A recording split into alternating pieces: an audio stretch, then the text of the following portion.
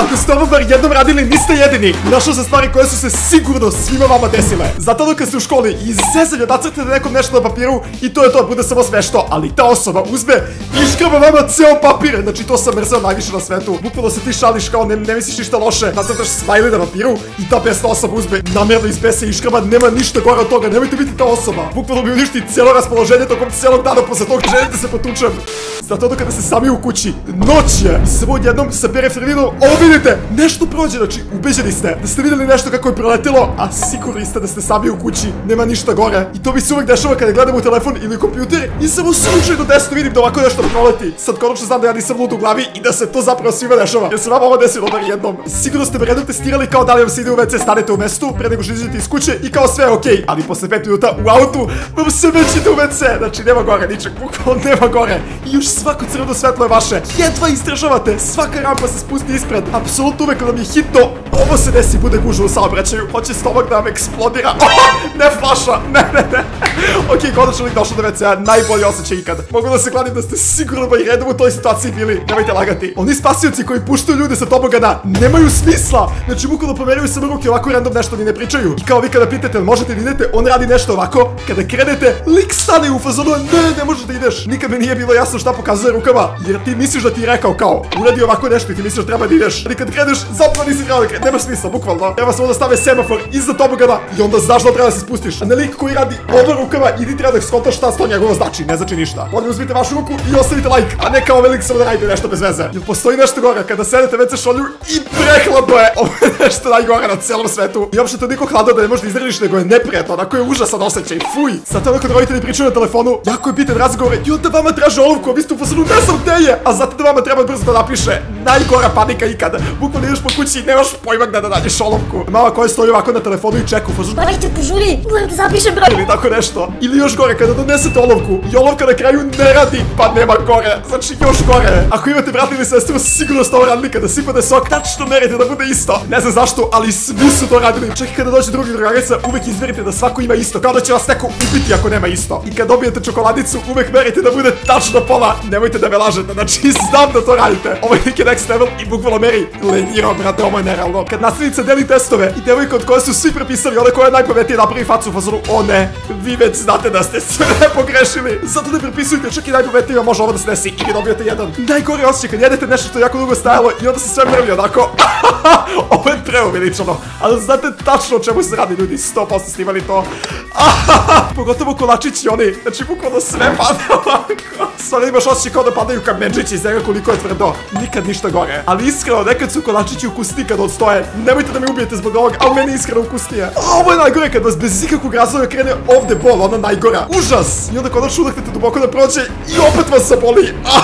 Ja sam mislio da samo ja imam taj problem, ali izgleda se svima dešava. Znači ovde, tačno ovde se osjeća. Bez ikakvog razloga. Sad konačno znam da moje telo nije pokvareno i da se to zapravo dešava ljudima, nadam se. Da se vama to desilo. Ono kad padne prvi sneg i svi su obučeni, znači svi imaju jakne kape, sve je cool i onaj jedan lik koji dođe u šorcu i majici. Vrate, to mi je uvek bilo najčudnije. Neka mi neko objasni kako ti ljudi prežive. Ja bi se sigurno odmah prehladio, nema šanse, brate. Sigurno imate bar tog jednog koji uvek dolazi u šorcu koliko god da je hladno. Ili ono kad je odmor i svako oblači jaknu, a neko izađe samo u majici ovako napolju. Obećavam vam da se smrzavaju, nije im lepo.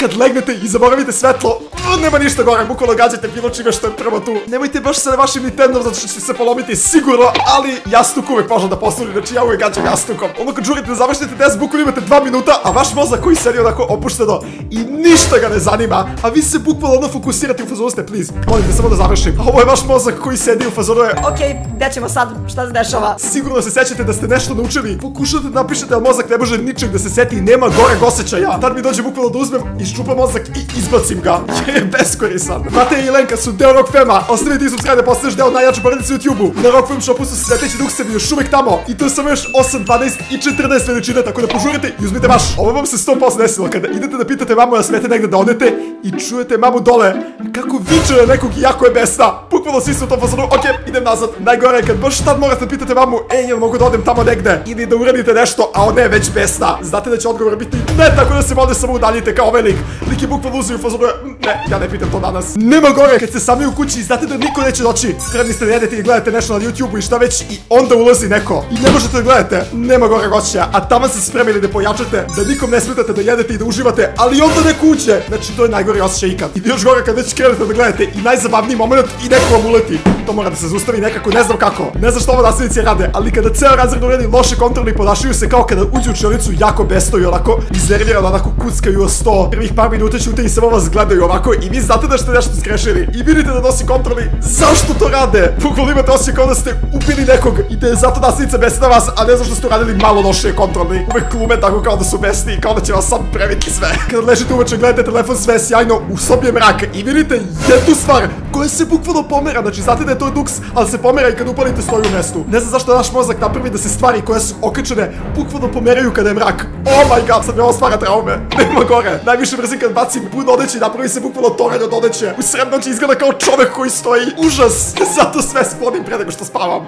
Ono kad mama u 3 ujutru čuje neki zvuk iz vaše sobe i zahtite vas da ovo radite, premeštate celu sobu. Znam da ste to radili bar jednom. Ne znam zašto meni uvek u 3 ujutru padne na pamet da bi sad mogo da premestim sto malo ovako, da stavim krevet iza. Uvek. Nikad mi to ne padne na pamet recimo u 3 popodne, nego uvek u 3 ujutru. I bio sam u ovoj situaciji jedno 100.000 puta. Kad vas vidi nastavite se na telefonu i onda se vi isivate i pokušavate da vratite polako.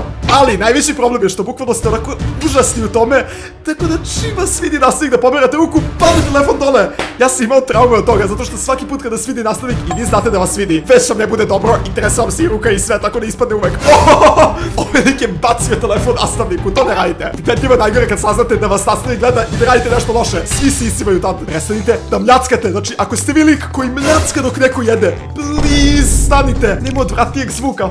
Fuj. Kad čujem ovo iskreno nije mi dobro. I još najgore kad kažete toj osobi kao, ok, aj molim te samo prestani da mljackaš. Uvek je odgovor, pa ne mljackam, nisam ništa radio. Mljackaš. Najviše mrzim to, samo prestanite, please. Nemojte da lažete, svi ste ovo radili u školi kada je bilo dosadno. Pokušajte da selektujete ekran, ali tako da svaka ivica dotakne ivicu Windows loga. Znam 100% da ste ovo svi radili ljudi, znači najbolja stvar. Ja iskreno nikad nisam uspio iz prve, ali sam onda posle 1000 pokušaja naučio tačno da treba da povučem i uvek je radilo iz prve. Siguran sam da ste i ovo svi radili sa vašim drugarima, znači ne znam zašto, ali to je nešto što ste 100% radili. Jako sedi svajin kad se pomera tako, nema smisla, ali su svi radili 100%. Da, ovo je merenje, to smo već rekli. Podela slatkiša koliko god da su sitni, moralo da ide na pola, znači nema šanse da se da nekom jedan veći, jedan manji, mora na pola. I ovo se 100% desi ako imate mlađeg brata, kada uzmete njegove slatkiše ili šta god on jede, u istom momentu mlađi brat krene bukvalno da plače najglasnije, što čuje mama i odmah dolazi iz druge sobe, nema gore. Ovo ako vam se nije desilo, ja ne znam, imali ste puno sreće. Ono kada u 12 uveče igrate igrice i znate da ne biste trebali to da radite, znate da mama hoće da vas ubije ako ne spavate i kada čujete ta vrata, to nema niče gore. Ovo je bukvalno najgore, u isti sekundi morate se praviti kao da spavate. I još mama u tom momentu pogleda vas, ok, spavate, ali onda pogleda i kompjuter iza koji izgleda ok, isključeno, ali se ipak nešto pomera, znate da je već problem. Meni se to dešavalo non stop kad sam bio mali i onda na kraju samo izađe i pravi se kao se ništa nije desilo, ali bukvalno vam prođe trauma. Ko još ovo radi? Ovo nikad nisam vidio da neko radi. Da li ste kada ležite i gledate u telefon, pomerate ovako leđa i pomerate se levo desno? Ko to radi uopšte? Ili ti ne znaš? Je li ovo nešto što sam ja propustio? Nemam pojma, ali ja bukvalno kad ležim samo gledam video i to je to, ne pomeram se ovako napred, nazad, levo desno. Onda kad spavate sa nekim i spavate u vašoj kući, najgore kad kaže nešto smešno i svi umiru od smeha, ali znate što je još gore? Da, svi se smeju, bude smešno, ali jedna osoba vrišti kao, alo, umukni, probudit ćeš mamu. To je najgore, kao, ako se ti smeješ, smijem se ja. Nisam ja kriv. Ako ste vi ta osoba koja je izdajica, samo prestanite, znači to najviše mrzim. Ovo je tako istinito, kad vam neko da čestitku za rođendan, pravite se kao da niste videli pare, čisto prvo da pročitate i onda se iznenadite da sasvim slučajno parama, da ne bude kao da ste pohlep tip. Najsmešnije. Uvek sam to radio, znači uvek kao uzad pročitam ovde, iako su ispale pare, kao, da, čitam sve sjajno, ali samo jednom čekaš da pokupiš to što su dali. Ovo se možda sad nekom desilo, ako gledate ovo pred spavanje, znate onaj najgori osjećaj kada legnete i naslonite telefon recimo na drugi jastuk ili šta već, apsolutno uvek kada se naslonite dole, svaki put samo padne telefon. Ja mrzim to najviše na svetu. I koliko puta se pomerite, stalno sklizne. Kako god da stavite. Ko izmislite neki držač za telefon u krevetu, ti će najbogatiji čovjek na cijelom svetu. Kad učite da vozite i nemate oči baš u kočnici, vi mislite da ste okej zakočili, ali vaša mama uradi ovo kao da ste zakočili najstrašnije na svetu. Nema gora, ljudi. Verovatno dosta vas još ne vozi auto, logično, ali vidjet ćete, ovo je nešto najgore. Ako ste muškarac i slučajno se setite kao, ok, mogu ja možda prekastim nogu, a to je najgore, zato što uvek može ovo da se desi. Neću i da pričam o tome. Užas, najviše to mrzim, zato nikad u životu to ne radim. Nema goreg osjećaja od toga. Užas. Ili kad je 3 ujutru i nešto slučajno padne u kuhinji, znate da ne smete niko da probudite, a ovo radi čaša ili šta god. Ceo život isto. Najviše to mrzim na svetu. I kako baš uvek kad svi spavaju. Znači, ne znam, ovo je 100% ukleto. Kad tako padne, onda imate loš dan, sigurno. Kliknite gore za sledeći video, a dole da posledite deo. Najjači borem se u YouTube-u. Vidimo se, čao!